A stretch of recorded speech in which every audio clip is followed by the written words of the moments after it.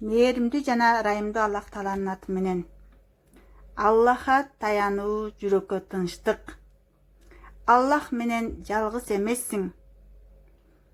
Таянуучу жалгыз Аллах.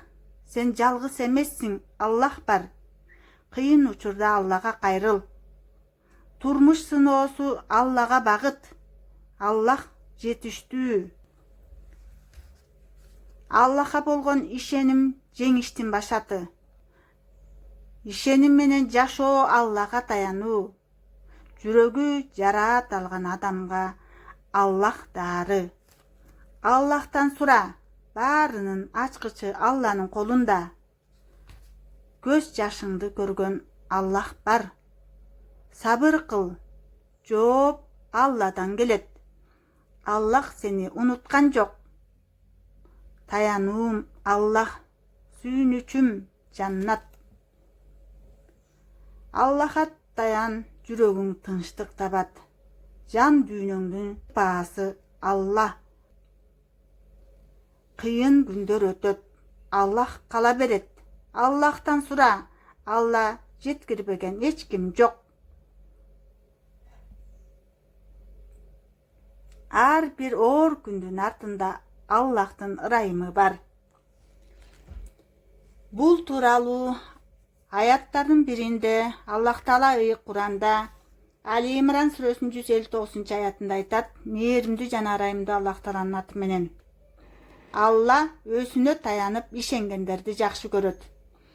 Бул өтө улуу даража. Ага жеткендерди Алла сүйөрү. Алар Алланын кепилдигине жана коргоосуна алынаары билдирилген. Демек, мындан улуу даража болушу мүмкүнбү? Бул улуу даража, Аллага тобокел кылуу даражасы. Ким Аллага жетиштүү экенин, Алла аны сүйөрүн жана аны өз кепилдигине алаарын айтып жүргөн болсо, албетте анын чоң бакытка жеткендиги анык. Ибн Масуд радиаллаху анху риваят кылат: Алланын элчиси саллаллаху алейхи ва саллям мындай деген: Ажылык мезгилиндегидей үммөттөрдү көрдүм. Өз үммөтүмдү да көрдүм. Алар тоо талаага, өрөөндөргө толгон эле. Алардын көптүгү катуу таң калтырды. Менден ыраазы болдуңбу деп суралды. Ооба деп жооп бердим. Мага дагы мындай: Булар менен бирге дагы 70 000 киши сураксыз түз эле бейишке кирет деп айтылды. Бир сахаба: О Алланын элчиси, алар кимдер деп сурады. Пайгамбарыбыз саллаллаху алейхи ва саллям: Алар менсинип керсейбегендер, бир аз эле кыйынчылык, машакат боло калса аны бактысыздык дебегендер. Дем салдырып окутпагандар жана жараткан эгесине гана тобокел кылгандар деди.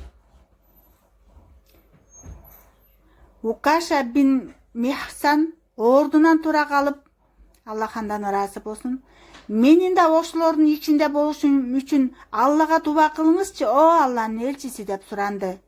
Алланын элчиси саллаллаху алейхи ва саллям: Сен ошолордун ичинде болосуң деди.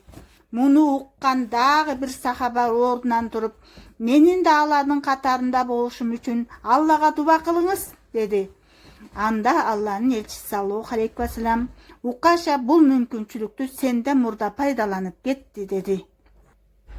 Тобокел тууралуу мындан башка да көптөгөн хадистер айтылган. Эгерде Аллага татыктуу таянганыңарда, ал силерге эртең менен уясынан ач карын учуп чыгып, кечинде ток кайтып келген канаттууларга ырыскы бергендей ырыскы бермек. Ким Аллага тобокел кылып, ага таянса, ар кандай муктаж абалда Алла ага жардам берип, көптөгөн жерден ага ырыскынын эшиктерин ачат. Ким дүйнөсүнө таянса, Алла аны дүйнөнүн артына таштап салат. Ким адамдардын эң дөөлөттүүсү болууну кааласа, өз колундагыга эмес Алланын бере турганына көбүрөөк ишенсин. Айтууга караганда пайгамбарыбыз саллаллаху алейхи ва саллям үйүндөгү бир муктаждыктан улам кыйынчылыкка кабылып калса, үй бүлө мүчөлөрүнө: намазга тургула, жараткан эген мага, үй бүлөңдү намазга буйруп ага сабыр кыл. Биз сенден ырыскы сурабайбыз. сага биз ырыскы беребиз, жакшы акыбет такыбаларга деп буйрук берди дечү. Тоха сүрөсүнүн 132 аятын айтылды. Айтууга караганда Ибрахим алейхиссалам катапульта менен отко ыргытылып жатканда Жабраил алейхиссалам периште анын жанына келип, жардам керекпи деп сурады. Азирети Ибрахим алейхиссалам, мурдагы мага Алла жетиштүү, ал кандай жакшы колдоочу деген сөзүндө бек туруу менен Жабраилге алейхиссалам муктаждыгым бар, бирок сага эмес деп жооп берди.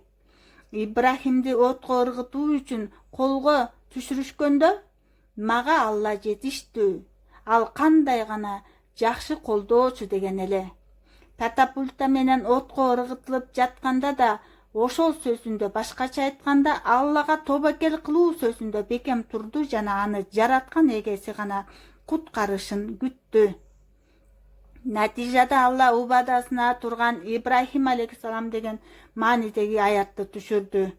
Бул Нажым сүрөсүнүн 37 аяты. Алла Таала Давудга алейхиссалам вахий аркылуу: "О Давуд, эч бир пенде мен жараткан нерселерге таянбай, мага гана таянып ишенсин. Эгер ага жер асман согуш ачса да, эгер кааласам ага кутулуу жолун таап берем" деген. Ибрахим бин Хафаз өлбөс тирүү Аллага ишен деген аятты окугандан кийин, бул аятты окуган киши Алладан башкага ишенбеши керек деди. Аалымдардын бири түшүндө Аллага таянган пенде өз жашоосун кепилдикке алат деген үндү угат. Бир аалым: "Үлүшүңө тийген ырыскы сени мойнуңдагы парз ибадаттан алаксытып койбосун. Анда акыретиңди кыйроого учуратасың жана бул дүйнөдө тагдырыңа жазылган насибиңден ашыкчасына да жете албайсың" деген. Харам бин Хайян Вайсул Караниден "Кайда жашайын?" деп сурады. Ал Шамды сунуштайт. Харам: "Ал жерде кантип жанбагам?" десе, Вайс: "Ушул Аллага тобокел кылбаган жүрөктөргө насаат пайда бербейт го" деп жооп берет. Бир даанышман: "Аллага таянсам бардык жакшылыктарга жол табам" деген. Бизге Алланын алдында адилеттүүлүктү насип кылсын деп Алладан тилейбиз. Амин. Я архамар рахимин. Аллахумма солли аля сайидина Мухаммад. Жазалохана Мухаммадан саллаху таала алейхи ва саллама бима хуа ахлуху. Аллахым баарыбыздан разы болуп, өзү разы кылсын. Ассаламу алейкум ва рахматуллахи ва баракатух.